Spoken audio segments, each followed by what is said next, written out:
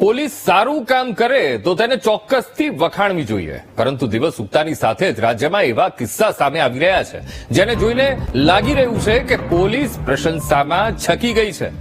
ખાખીની અધીરાઈ, અતિરેક અને આપખુદશાહીનો વધુ એક કિસ્સો આણંદથી સામે આવ્યો છે, જ્યાં આણંદની ગામડી પોલીસ ચોકીમાં ફરિયાદ કરવા ગયેલા વ્યક્તિને જ ગામડી ચોકીના પોલીસ કર્મચારીઓએ લાફા માર્યા, મારપીટ કરી. ફરિયાદીની દીકરી સામે ગંદી ગાળો બોલી દીકરીને પણ ધક્કે ચડાવી. ગામડી પોલીસ ચોકીમાં ફરિયાદીને જ માર મારવાની ઘટનાનો વિડીયો પણ સામે આવ્યો અને ત્યારબાદ પોલીસની બેશરમી પર સવાલો પેદા થઈ રહ્યા છે.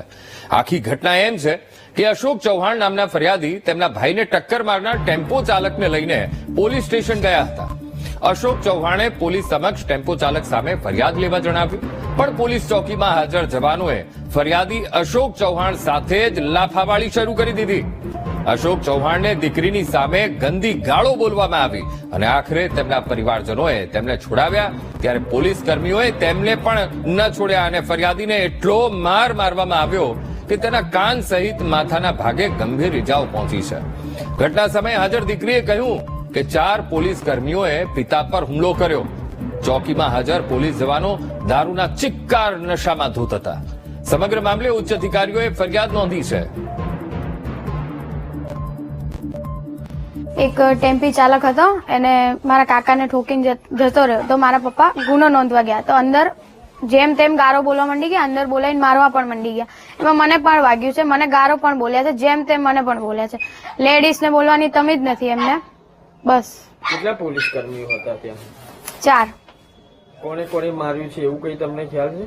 હા, 2-3 જણે માર્યું છે, એમાં એક જણનો વિડીયો પણ છે.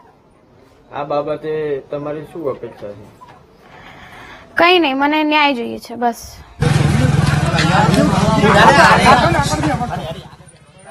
જો કે સમગ્ર ઘટનામાં ફરી પોલીસની હેવાનિયત સામે આવ્યા બાદ અનેક સવાલો પેદા થયા છે. છાશવારે પોલીસની દાદાગીરી અને રીતસર લુખ્ખાગીરી સામે આવી રહી છે. તેવામાં સવાલ એ છે કે ખાખી આવી હેવાનિયત આચરશે તો જનતા કોના પર ભરોસો કરશે?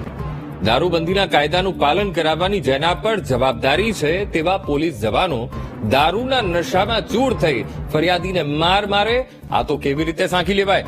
શું દારૂના નશામાં ચૂર 4 પોલીસ જવાનો સામે એસપી હિમકરસિંહ કાર્યવાહી કરશે?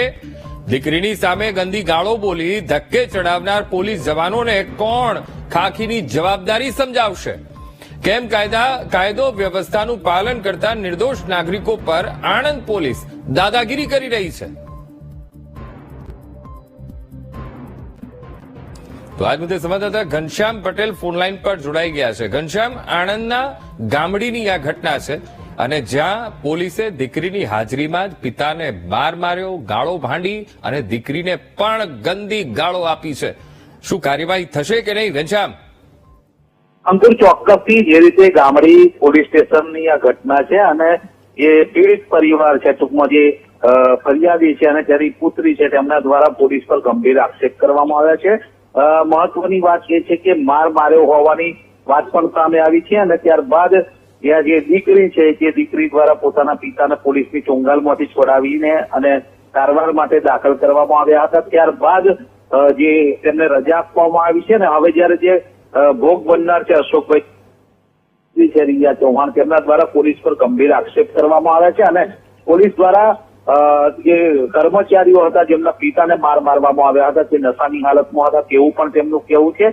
હાલ જે પોલીસ દ્વારા એક સીઆઈ કક્ષાના અધિકારીની નિમણૂક કરવામાં આવી છે અને સમગ્ર જે ઘટના શું છે, ઘટના કેવી રીતે ઘટી છે અને ઘટના પાછળ નું શું કારણ છે તે માટેની તપાસ માટેની ટીમ બનાવી છે અને હાલ જે પીઆઈ કક્ષાના જે અધિકારી છે તપાસ કરી રહ્યા છે. તપાસ બાદ જ સમગ્ર મામલે શું ઘટના બની હતી અને કેવી રીતે આ ઘટના ઘટી હતી તેનો જે રિપોર્ટ છે રિપોર્ટ કરશે. ત્યારબાદ જિલ્લા પોલીસ વડા દ્વારા જે કસૂરવાર પોલીસ કર્મચારી હશે તેમના વિરુદ્ધ કાર્યવાહી હાથ ધરાશે. ઘનશ્યામ, ખાસ તો આ જે દીકરી છે ફરિયાદ કરી રહી છે એના પિતાને પણ માર માર્યો, ગંદી ગાળો બોલી અને સાથે એક વિડીયો પણ ફરતો થયો છે. વિડીયોમાં પણ સ્પષ્ટપણે જોઈ શકાય છે કે કેવું વર્તન તેના પિતા સાથે કરવામાં આવી રહ્યું છે. પોલીસ કહી રહી છે તપાસ કરીશું, પણ જવાબદાર અધિકારી તરફથી કોઈ પ્રતિક્રિયા સામે આવી છે કે નહીં ઘનશ્યામ? અંકુર, ચોક્કસથી જે રીતે જે વિડીયો વાયરલ થયો છે તે વિડીયોમાં સ્પષ્ટપણે જોઈ શકાય છે કે જે ફરિયાદી છે તેને કેટલાક પોલીસ કર્મચારી કોણ છે હજુ સ્પષ્ટ નથી થયું. પણ પોલીસ કર્મચારી દ્વારા જે માર મારતો હોવાનો જે વિડીયો છે તે પણ વાયરલ થયો છે અને સમગ્ર મામલે વહેલી જી, સવારથી બિલકુલ. ઘનશ્યામ, આપને વિડીયો અટકાવવા માંગી છે કે અપડેટ આવી રહ્યું છે આ ઘટનાને લઈને. ફરિયાદી પર અત્યાચાર કરનારાઓ વિરુદ્ધ કાર્યવાહી કેમ નથી થઈ રહી? જવાબદારો સામે કાર્યવાહી કરવામાં પોલીસ અધિકારીઓ કેમ કાચું કાપ્યું? આ સવાલ અહીંયા થઈ રહ્યો છે. ફરિયાદીને માર મારવાના કેસમાં ડીએસપી જીજી જાશાણી એ ફોન નથી ઉપાડી રહ્યા. ફરિયાદી પર અત્યાચાર કરનારાઓ વિરુદ્ધ કાર્યવાહી કેમ નથી થઈ? આ સવાલ અહીંયા થઈ રહ્યો છે. જવાબદારો સામે શું કાર્યવાહી થશે? પોલીસ અધિકારીએ ક્યાં કાચું કાપ્યું? કારણ કે પિતા તો ફરિયાદ કરવા માટે ગયા હતા, તો ફરિયાદીને શા માટે માર માર્યો?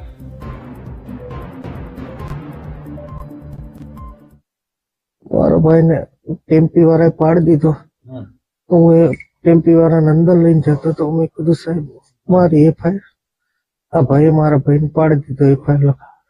મને કે અંદર આવો અશોકભાઈ તમારી એફઆઈઆર લખો. મને અંદર લઈ જાય ને બહુ માર્યો સાહેબ. કોણ કોણ માર્યું? એ 3-4 જણા પોલીસ વાળા હતા અંદર, નામ નહીં ઓળખતો હું. મને મારવા જ માંડી ગયા પણ હું પડી ગયો એકદમ બહાર આવીને. બધા મને ઉઠાઈને લઈ ગયા ફર્યા વાળા બહાર.